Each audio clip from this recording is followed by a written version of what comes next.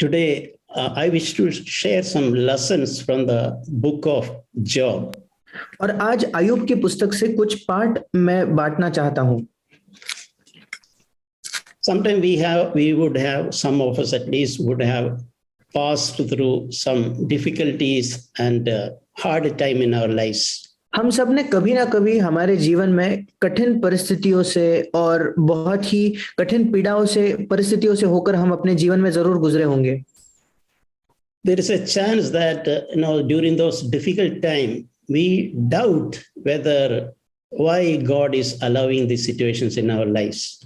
और ये संभावना है कि जब हम ऐसे कठिन परिस्थितियों से गुजरते हैं तो हम ये संदेह रखते हैं कि क्यों परमेश्वर ऐसी परिस्थितियों को हमारे जीवन में आने देता है।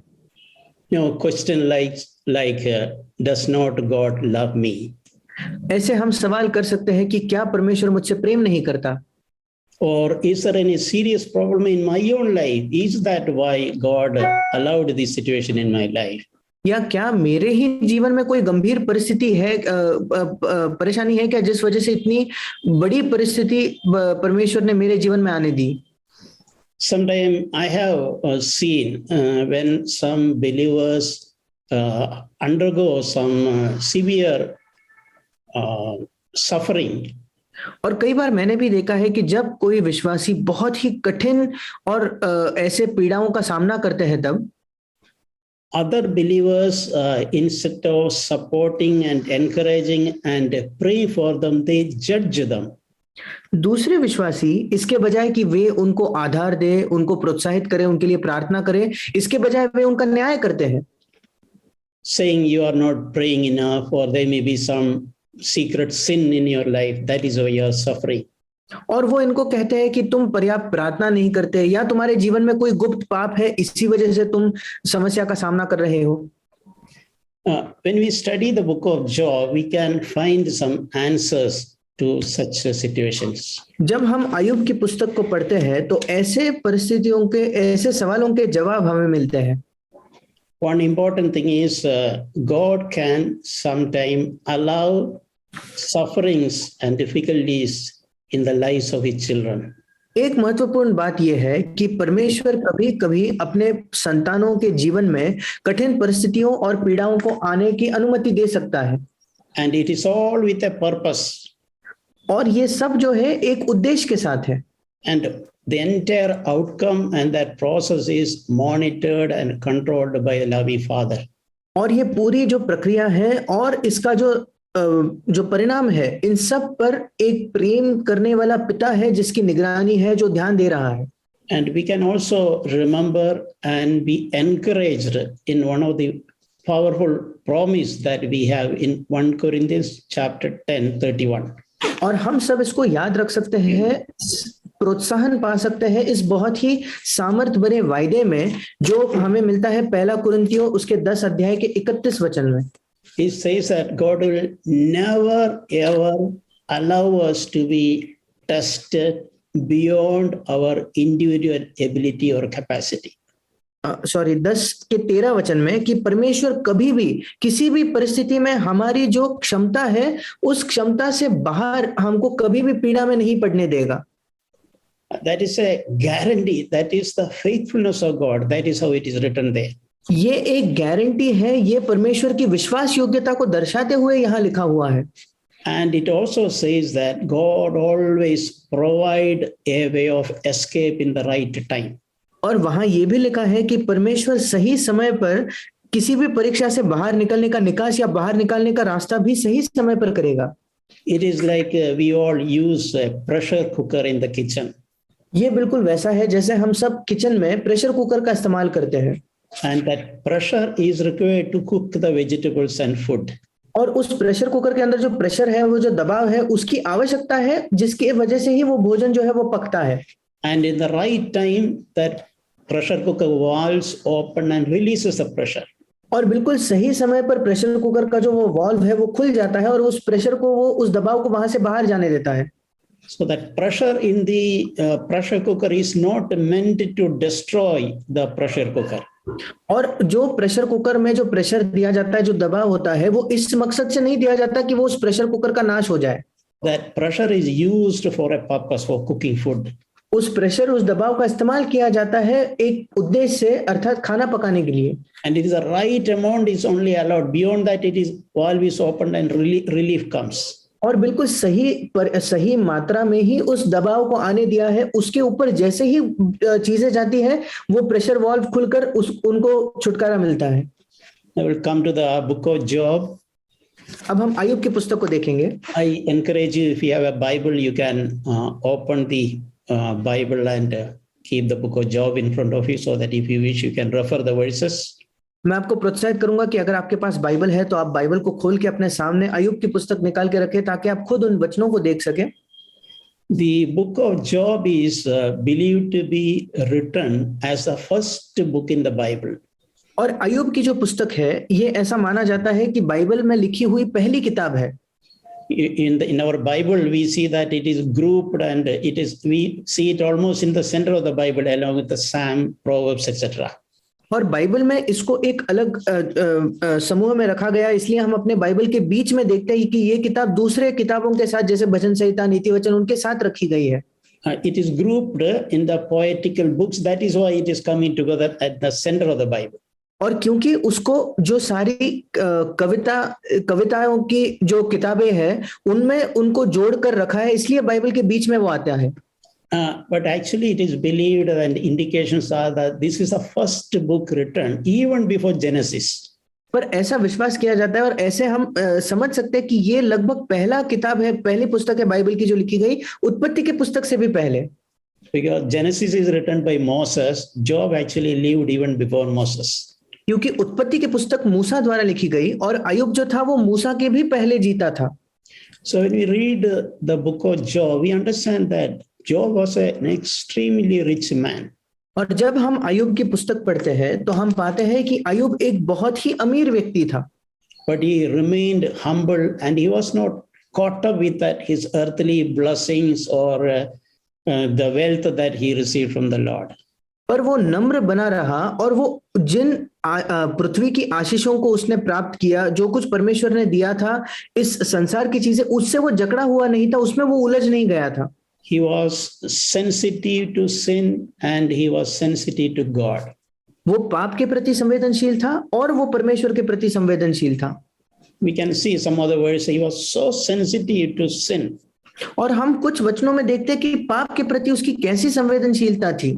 For example, in one of the verses, it is written that, as I have made a covenant with my eyes, how can I look at a woman? और एक वचन में तो ये लिखा है कि मैंने अपनी आंखों के साथ एक वाचा बांधी है, फिर मैं कैसे किसी कुंवारी या किसी स्त्री को देखूं। Yeah, that is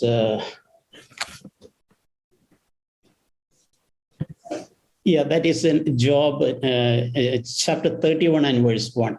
और ये अय्यूब इसके 31 अध्याय के पहले वचन में है। I just mentioned this. We can understand how he was sensitive to sin. मैंने इसका जिक्र इसलिए किया ताकि हम ये देख पाए कि वो पाप के प्रति किस कदर संवेदनशील था। Even in that verse itself, when I read it, really encourages me. उस वचन में भी जब मैं उस वचन को पढ़ता हूं तो वो वाकई मुझे प्रोत्साहित करता है। I can make a covenant with my eyes. मैं अपने आंखों के साथ मैं भी एक वाचा बांध सकता हूं। And I can overcome that temptation of the lust of the eyes. और मैं उस प्रलोभन पर विजय पा सकता हूं, मेरी आंखों की जो अभिलाषा है उस पर। If it was possible for Job, it is possible for us. अगर ये अय्यूब के लिए संभव था तो ये हमारे लिए भी संभव है। And not only that, we can see that he was also very sensitive to the life of his own children. केवल इतना ही नहीं, हम देखते हैं कि उसके अपने जो बच्चे थे उनके जीवन के बारे में भी वो बहुत संवेदनशील था। When they among the children when they have some party, for example, और उसके बच्चों के बीच जब आपस में वो कोई उत्सव मनाते थे, कोई पार्टी करते थे, he would think during that party, did the children spoke lightly about God? और वो सोचता था कि जब मेरे बच्चे एकत्रित होकर आनंद मना रहे थे, क्या उन्होंने परमेश्वर के बारे में ऐसे ही हल्के में या सहजता से तो कुछ नहीं कह दिया। Did they sin in their heart against God? क्या परमेश्वर के विरुद्ध उनके हृदय में उन्होंने कोई पाप किया है।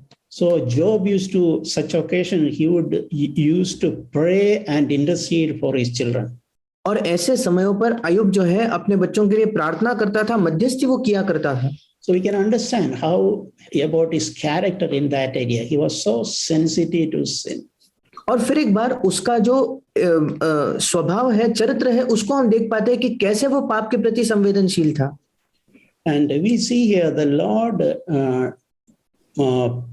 telling a testimony to Satan more than once about Job.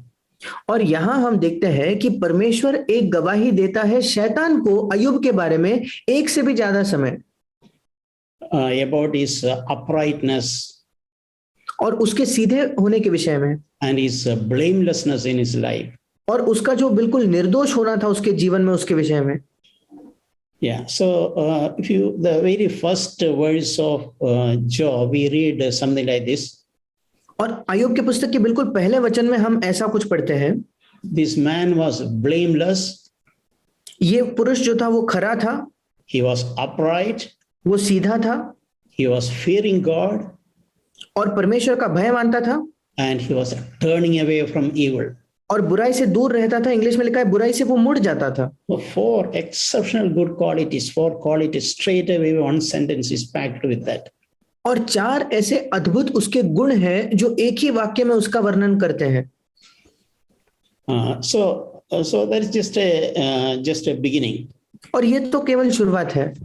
And we soon see in that chapter 1 itself, God speaking about Job to Satan. और इसी अध्याय में, पहले अध्याय में ही हम देखते हैं कि परमेश्वर अय्यूब के विषय में शैतान से बात कर रहा है। That we read in Job chapter 1 verse 8. और हम उसको पढ़ते हैं अय्यूब की पुस्तक पहला अध्याय 8वें वचन में। Have you considered my servant Job? और वो परमेश्वर उससे कहता है, क्या तूने मेरे दास अय्यूब पर ध्यान दिया है? See, think about what God is saying about Job. सोचकर देखिए कि परमेश्वर अय्यूब के विषय में क्या कह रहा है। And that also to devil. और वो भी शैतान को। He's saying that there is no one like him on earth. और वो कहता है कि उसके तुल्य पूरे पृथ्वी पर कोई नहीं है। He's a blameless and upright man. वो एक खरा या निर्दोष और सीधा व्यक्ति है।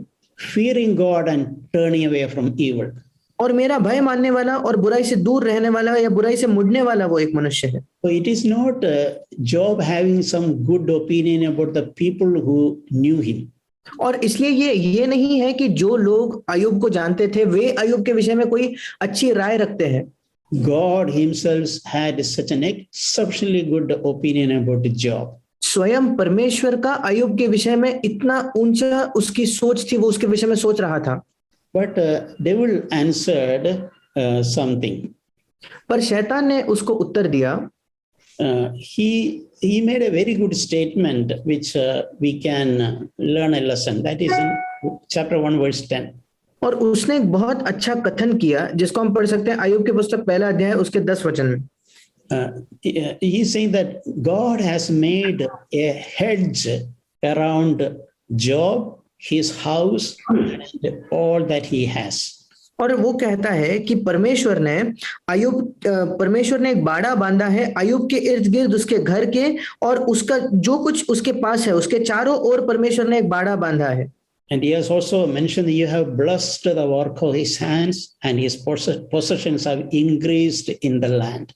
और उसने ये भी कहा कि परमेश्वर तूने तो उसके काम पर आशीष दी है और उसकी संपत्ति देश भर में फैल गई है। So they will recognize that it is a blessing of God. और शैतान ने इस बात को पहचाना कि ये जो है ये परमेश्वर की आशीष है।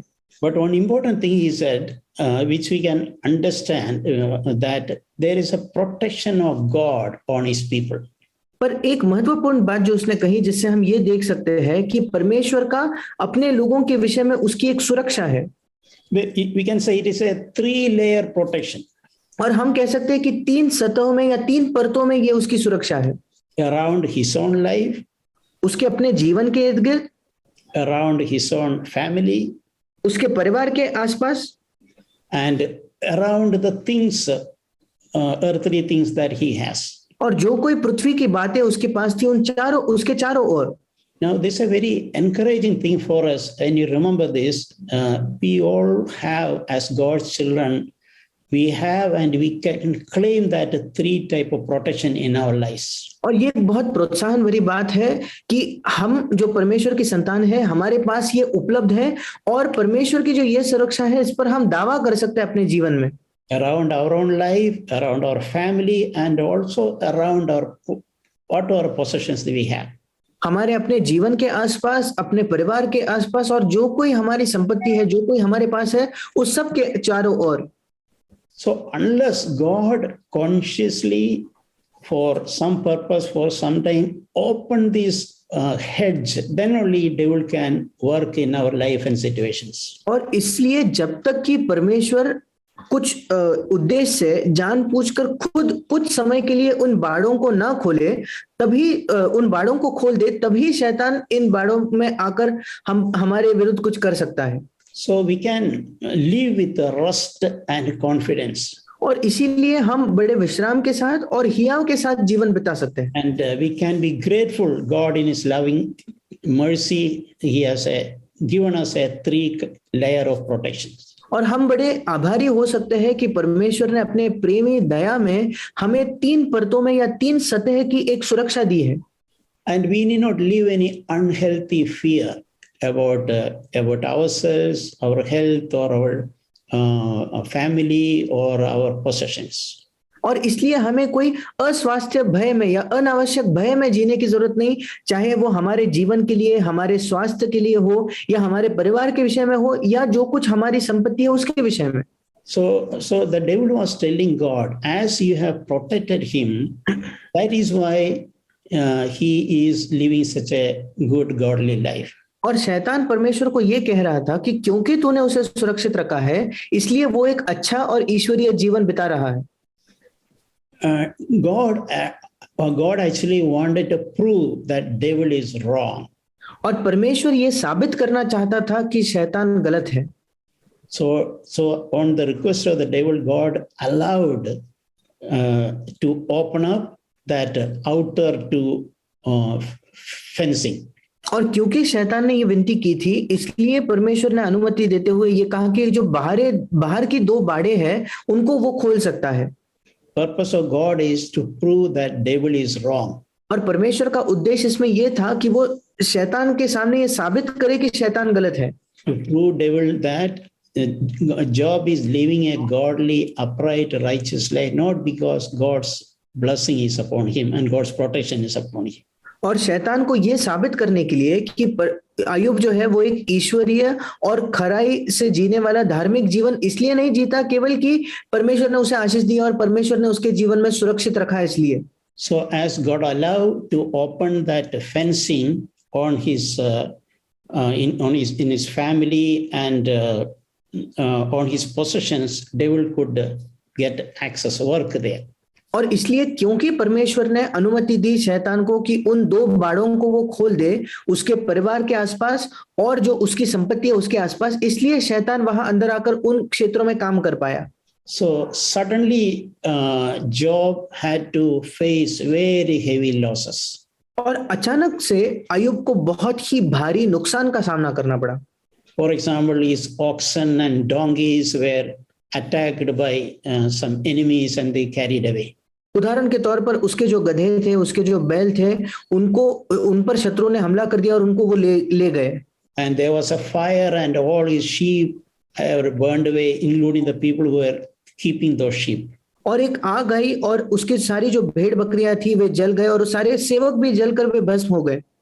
And his camels were also captured by some of the enemies. और उसके जो ऊंट भी थे कुछ शत्रुओं ने उस पर भी कब्जा कर लिया.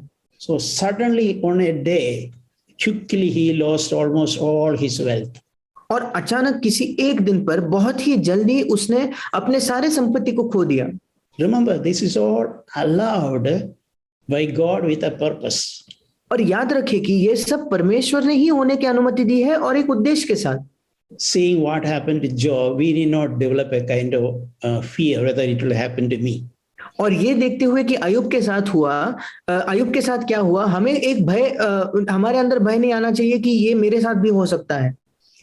As I mentioned in the beginning, God's promise is that God will never test us beyond our ability. जैसे मैंने शुरुआत में ही कहा कि परमेश्वर कभी भी हमारी क्षमता से बढ़कर हमारी परीक्षा नहीं लेगा, and He will always provide a way of escape. और वो हमेशा एक निकास या बचने का भी मार्ग निकालेगा। So Job's losses did not stop there. और अय्यूब ने जो हानि उठाई, जो उसका नुकसान हुआ, वो केवल यहाँ तक ही सीमित नहीं था। So suddenly, devil got ability, access to attack his family. और अचानक शैतान को ये भी एक मौका मिला कि वो उसके परिवार पर भी हमला करे। When all of his children were in a house, suddenly there was the building collapsed and all of them died together. और जब उसके सारे बच्चे एक ही साथ एक घर में थे, अचानक वो जो घर है उसकी दीवारें उन पर पड़ चुकी और सबकी मृत्यु एक समय हो गई। So what happened in a day? Job lost all his wealth and he lost all his children. और हुआ ये कि अय्यूब ने एक ही दिन में अपनी पूरी संपत्ति भी खो दी और उसके सारे बच्चे भी खो दिए। This is a very unusual loss. A normal human being cannot bear it. और ये बहुत ही असाधारण सी ऐसी नुकसान है जो उसने झेला है, और आमतौर पर एक साधारण जो मनुष्य है वो इन सारी चीजों को नहीं सह पाएगा। But Job was a godly man, and we can see his interesting response. पर अय्यूब जो था वो एक ईश्वरीय व्यक्ति था, और हम उसके बड़े दिलचस्प प्रतिक्रिया को देखते हैं। Job 1 verse 20. अय्यूब की पुस्तक पहला अध्याय 20 वचन। Naturally, he was filled with grief. और स्वाभाविक तौर पर वो बहुत ही दर्द और शोक से भर गया होगा। He tore his cloth as an expression of his sorrow. और उसने अपने कपड़े फाड़ दिए अपने दुख को दिखाने के लिए। He shaved his head.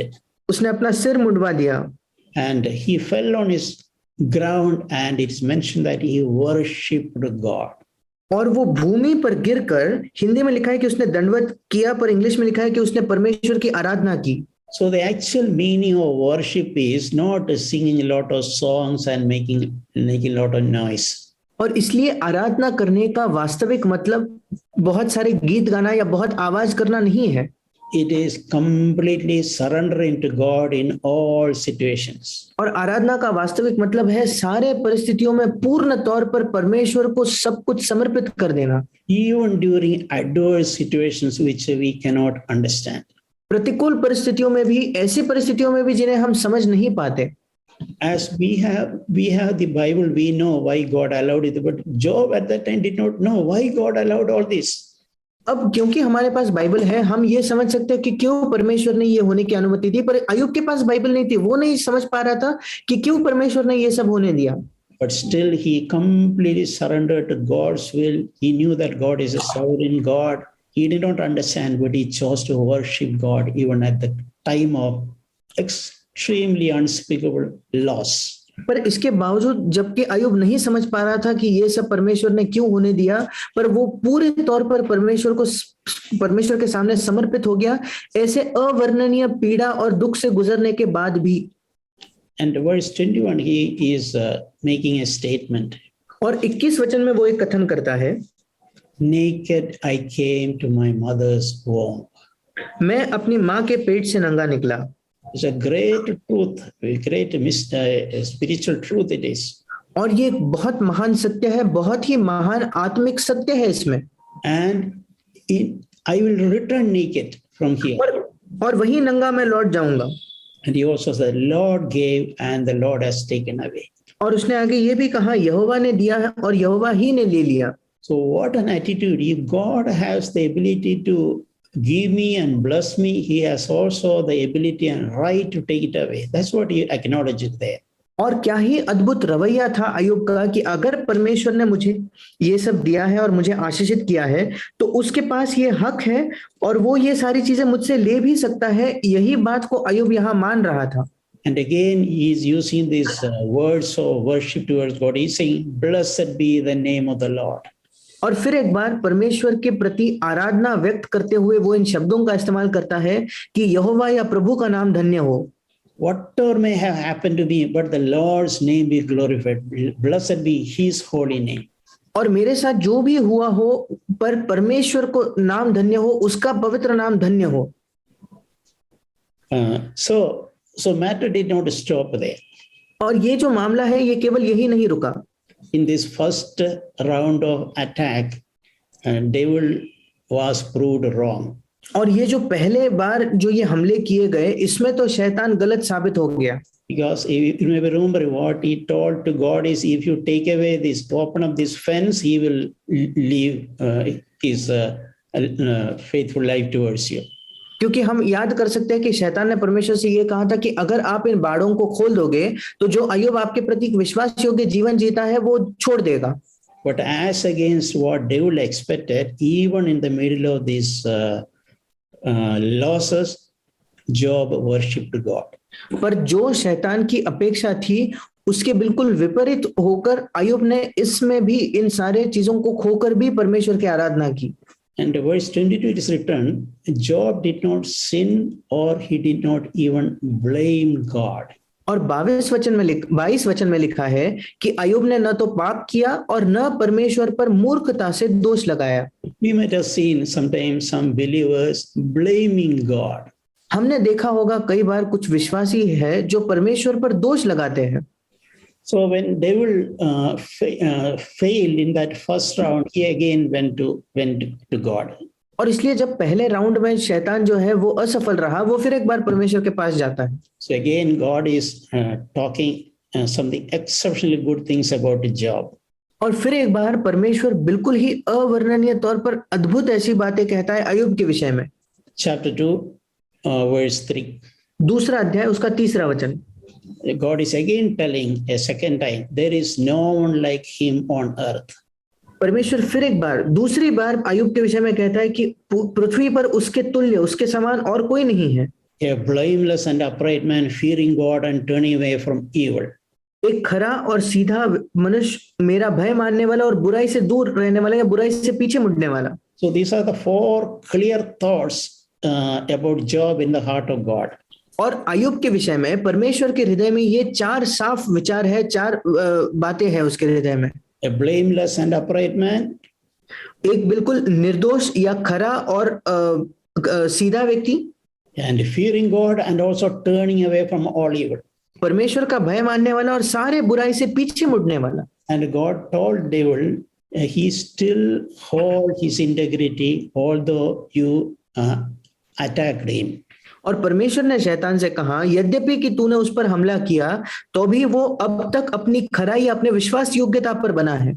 Now Satan came with another reason. अब शैतान एक और कारण लेकर आता है। You only allowed the outer fences like his wealth and his family, but you touch his physical body, then you will see how he will reject you. और वो कहता है कि परमेश्वर तूने तो केवल उसकी बाहरी 2 बाड़ों को खोला है जो उसकी संपत्ति के विषय में थे, उसके परिवार के विषय में, पर अब उसके शारीरिक, अगर शरीर को तू छुएगा तब वो देखेगा कैसे वो तुझसे दूर जाएगा। And God again wanted to prove Satan that Satan was wrong about his opinion about Job. और परमेश्वर फिर एक बार ये साबित करना चाहता था कि शैतान का जो अय्यूब के विषय में जो सोच थी वो गलत थी। Then God allowed Satan to touch his body, but he told you have no right to take his life.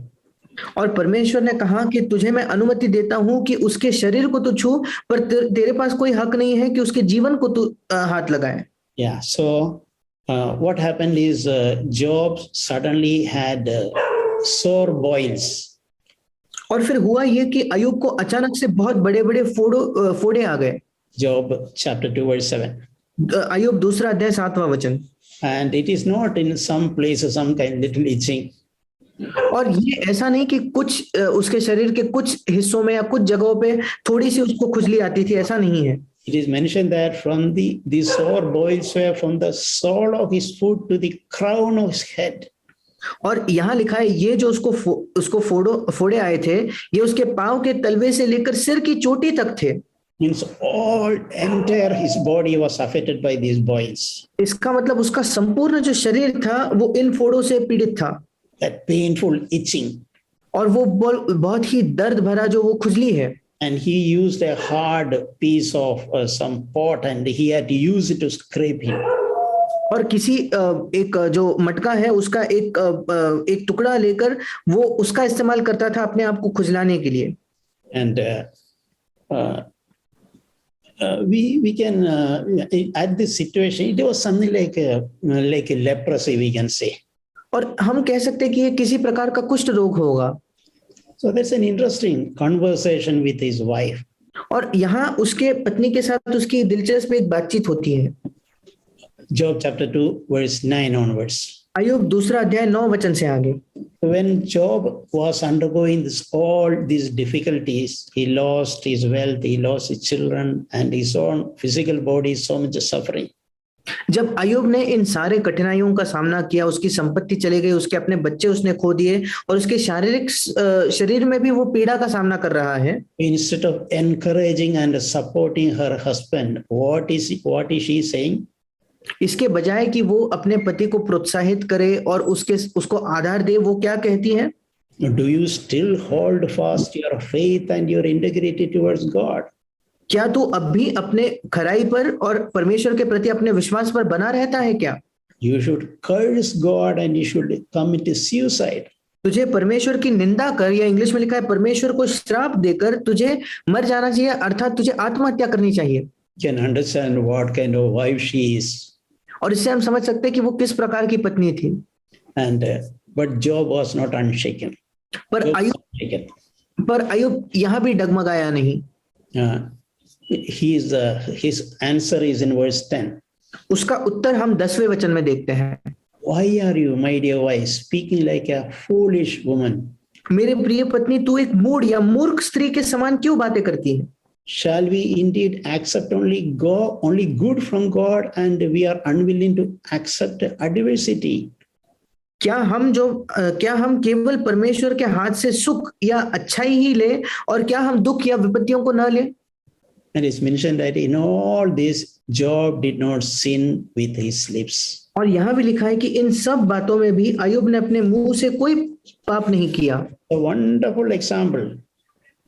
और ये एक अद्भुत उदाहरण है. Normally we all were tempted when you pass through difficulties and sickness, we are so much irritated, we feel like complaining, blaming, we become very irritable and impatient. और आमतौर पर जब कभी हम बीमारी का सामना करते हैं या ऐसी कोई पीड़ाओं का सामना करते हैं, हम कितने चिड़चिड़े हो जाते हैं, हम कुड़कुड़ाने लगते हैं और बहुत आसानी से हम शिकायत करने लगते हैं. But Job did not sin with his lips. He did not say anything which was not pleasing to the Lord. पर अय्यूब ने अपने मुंह से कोई भी पाप नहीं किया. उसने ऐसा कुछ नहीं कहा जो परमेश्वर को अप्रसन्न करता हो. So we also learn a lesson here. Sometime, for whatever reason, some godly people can have a very evil spouse. और हम इससे एक ये पाठ भी सीखते हैं कि कभी कभार जो बहुत ईश्वरीय लोग होते हैं, किसी कारण से उनके बहुत ही दुष्ट जीवन साथी उन्हें मिलते हैं. I heard the example of the great evangelist John Wesley. He had such an evil wife. और मैंने वो जो अद्भुत सुसमाचार प्रचार करने वाला था जिसका नाम जॉन वेस्ली था, मैंने उसके विषय में सुना है कि उसकी बहुत ही दुष्ट एक पत्नी थी. He himself was such a godly man, sacrificially living a godly life, but his wife used to have beard, pull away his beard. वो बहुत ही ईश्वरीय व्यक्ति था, बहुत ही त्याग का जीवन वो जीता था, पर उसकी पत्नी थी, वो उसकी दाढ़ी भी खींचती थी. And she would physically violate, physically beat him and pull his hair and drag him and all. और शारीरिक तौर पर वो उसे पीटती थी और उसके बाल खींचकर उसे घसीटती थी. But normally in such cases, that godly man, the other wife husband, normally their godliness shines like stars shine in a dark night. और आमतौर पर उन दोनों में से जो ईश्वरीय जीवन साथी होता है, वो पति या पत्नी, उनकी जो ईश्वरीयता है वो इन परिस्थितियों में और भी निखर कर चमकने लगती है, बिल्कुल वैसे जैसे वो बहुत अंधेरे भरे रात में कैसे तारों की रोशनी होती है. John Wesley's life was light. He was shining like stars on a dark night. और जॉन वेस्ली का जीवन बिल्कुल ऐसा था. उसका वो सब इस प्रकार चमक रहा था जैसे बहुत अंधेरे के रात में तारे चमकते हैं. Same with Job. Whatever may be the provocation of his wife, he did not yield to his provocation. और अय्यूब के साथ भी यही था, उसके पत्नी ने उसको कितना भी क्यों ना उकसाया हो, उस उकसाने के प्रति वो उसके प्रति समर्पित नहीं हुआ। So there's a beautiful verse in Job chapter 23 verse 10. और अय्यूब की पुस्तक 23 अध्याय के 10 वचन में एक बहुत ही खूबसूरत वचन हम देखते हैं। Job started understanding some mysteries of God. और अय्यूब जो है वो परमेश्वर के विषय में कुछ रहस्य है जो समझने लगा। He's saying here, when God has tried me, I shall come forth like gold. और वहां वो कहता है कि जब परमेश्वर मुझे ता लेगा तब मैं सोने के समान निकलूंगा। No, this gold, when there is impurity, the goldsmith will put the gold in fiery furnace. और जब सोने के अंदर कोई अशुद्धता होती है तो उसको जो है बहुत ही आग के भट्टी में डाला जाता है। And you'll closely watch because this gold is so expensive.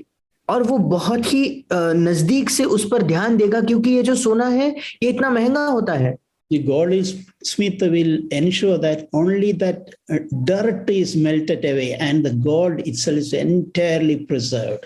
और वो जो सुनार है वो बहुत सतर्क रहकर ध्यान देगा कि केवल जो गंदगी है, जो अशुद्धता है, केवल वही उसमें निकल जाती है, वो मिट्टी निकल जाती है और वो जो सोना है वो वैसे का वैसा सुरक्षित रहता है। Job understood that principle. When I have tried through such a trials, finally I'll come out like refined pure gold.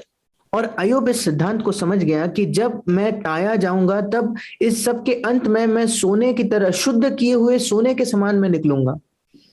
So when Job had 3 friends, और अय्यूब के 3 मित्र थे। when they heard that Job had all this hardship happen in his life, जब उन्होंने सुना कि अय्यूब के जीवन में ऐसी कठिनाइयां, ऐसी विपत्तियां आई है, they all 3 friends came together with the intention of kind of comforting him. और ये 3 मित्र एक साथ उससे मिलने आते हैं इस मंशा के साथ कि वे उसका सांत्वना कर सके। They were very religious people. और ये बड़े धार्मिक लोग थे। But the time they spent with Job, they were not really able to comfort him. पर जो समय उन्होंने अय्यूब के साथ बिताया वे वाकई में उसको सांत्वन तो नहीं दे पाए। Like many religious people, they were indirectly accusing him of sufferings. कई अन्य धार्मिक लोगों के समान वे सीधे तौर पर या कभी-कभी टेढ़े तौर पर उसी पर दोष लगा रहे थे, उसका मानो वो अधर्मी हो। They were saying there may be some hidden problems in your life. That is why God allowed you to undergo all these sufferings. और वे कह रहे थे कि कोई ना कोई छिपी हुई समस्या होगी तेरे ही जीवन में जिस वजह से परमेश्वर ने ऐसी पीड़ाओं को तेरे जीवन में आने दिया। You don't think that you are such a righteous man, good man. तुम ये ना सोचना कि तुम बहुत ही धर्मी हो या अच्छे व्यक्ति हो। If you are really a righteous man, God would not allow you to suffer like this.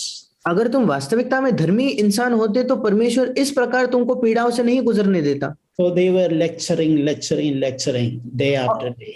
और वो इस प्रकार अय्यूब को लेक्चर दे रहे थे दिन प्रतिदिन। So we can learn a lesson. When people suffer, that is not a time to judge them. और इससे हम एक पाठ सीख सकते हैं कि जब लोग पीड़ा का सामना करते हैं, दुखों से गुजरते हैं, तो वो समय नहीं होता उनको लेक्चर देने का। If we have nothing to comfort them, better we keep our mouth shut and remain quiet. अगर हमारे पास कोई भी चीज नहीं है उनको सांत्वन देने के लिए, तो ये बेहतर है कि हम अपना मुंह बंद करके चुप रहे।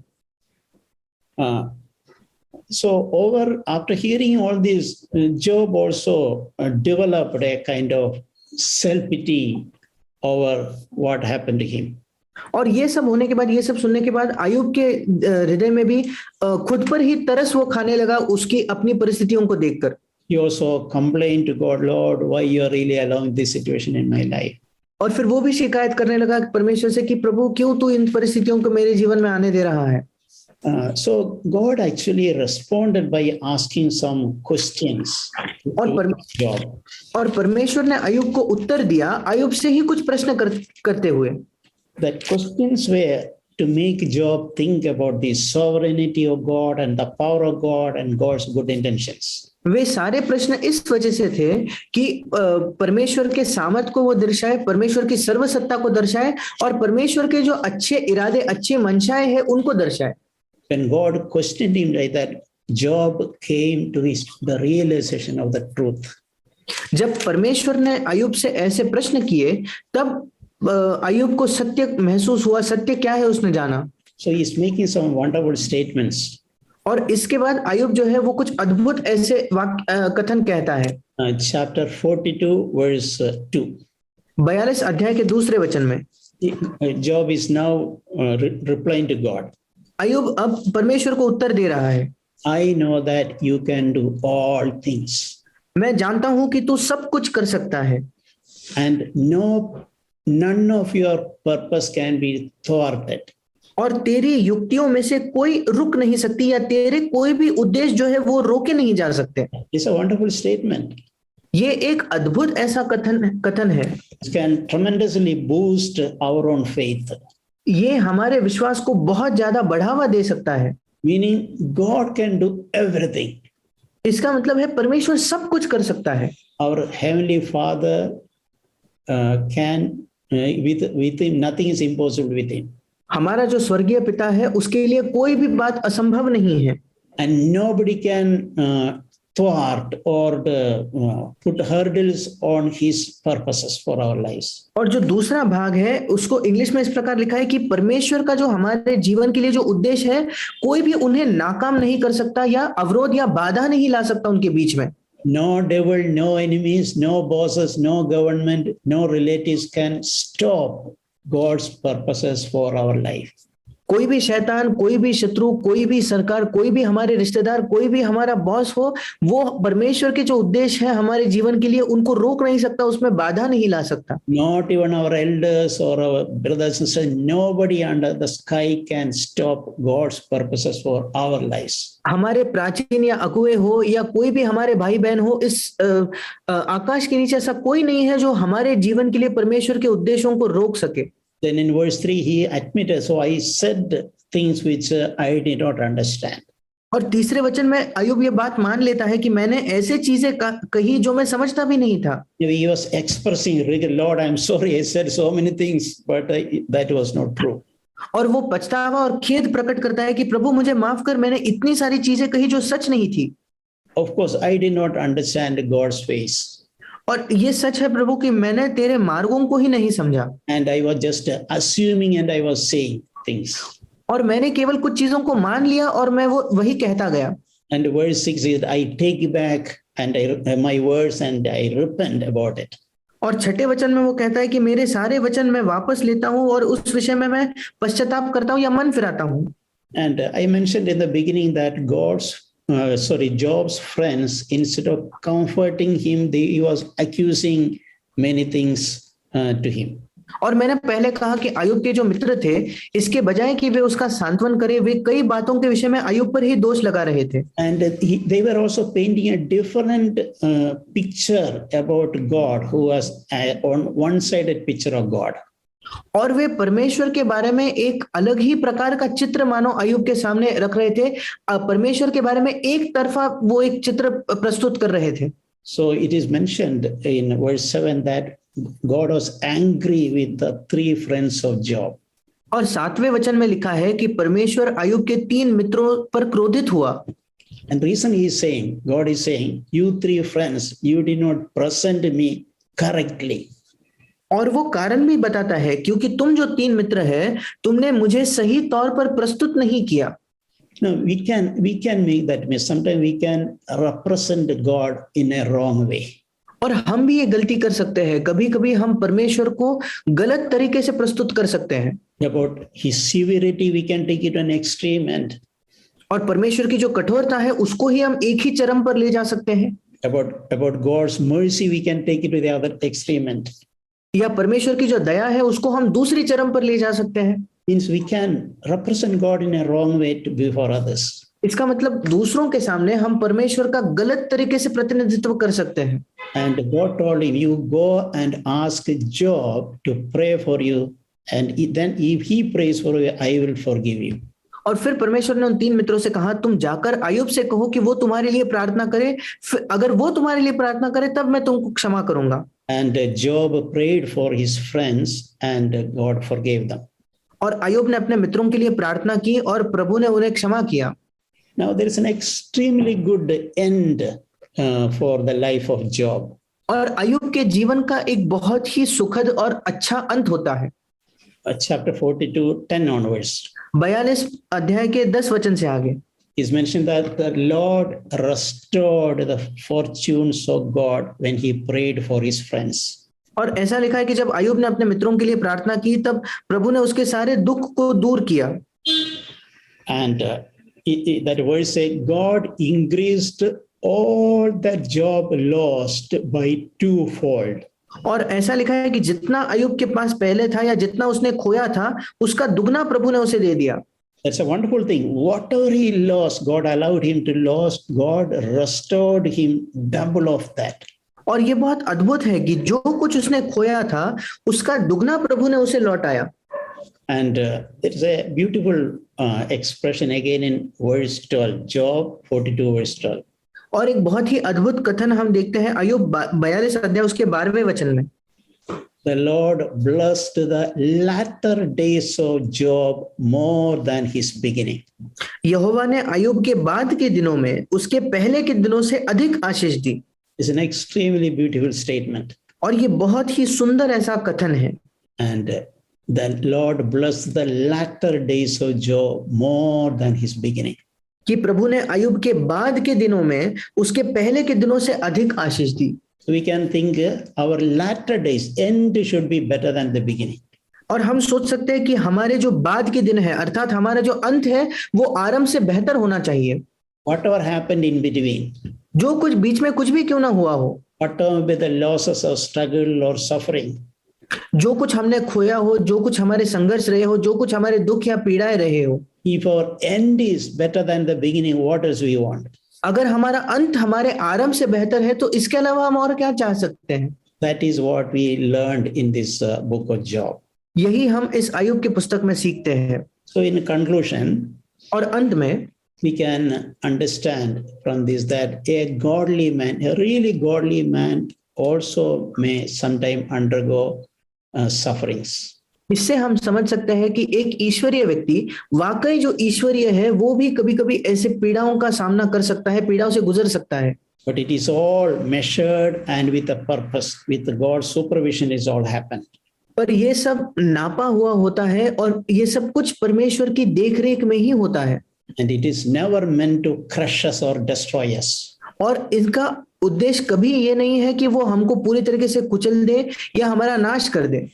As Job understood, it is to refine our lives like refined pure gold. जैसे अय्यूब ने समझा कि ये इसलिए ताकि वो हमारे जीवन को ता सके जैसे सोना ताया जाता है, शुद्ध किया जाता है। Remember, all through the difficult period also remember God is in control of everything and he is bringing out the best outcome out of it.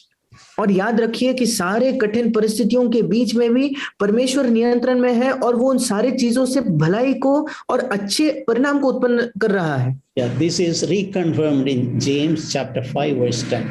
और यही बात फिर एक बार हम देखते हैं याकूब की पत्री उसके 5वें अध्याय के 10 वचन में, 11. उसके 11वें वचन में Read that we count those blessed who endured. वहां लिखा है कि देखो हम धीरज धरने वालों को धन्य कहते हैं। You have heard the endurance of Job and have seen the outcome of the Lord's dealings. तुमने अय्यूब के धीरज के विषय में तो सुना है और प्रभु की ओर से जो उसका प्रतिफल हुआ उसे भी जान लिया है। God had a dealing through the life of Job and God bring about an outcome. प्रभु अय्यूब के जीवन में कुछ काम कर रहा था और प्रभु ने उसका प्रतिफल या उसका परिणाम भी लाया। And the outcome is also the Lord is full of compassion and merciful. और उसका प्रतिफल या उसका नतीजा ये है कि प्रभु अत्यंत करुणा और दया से भरा है। So let us be really encouraged in our own lives.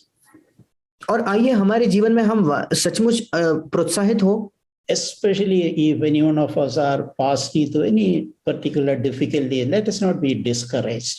विशेषकर अगर हम में से कुछ कठिन परिस्थितियों से गुजर रहे हैं तो आइए हम निराश ना हो। Let's completely surrender and yield our lives to the loving hands of our Heavenly Father. हम पूरे तौर पर अपने आप को समर्पित करें और अपने जीवन को एक प्रेमी स्वर्गीय पिता के हाथ में हम उसे सौंप दें And worship Him और उसकी आराधना करें, because He is worthy of our praise and worship. क्योंकि वो हमारे स्तुति और आराधना के योग्य है। Amen. आमीन।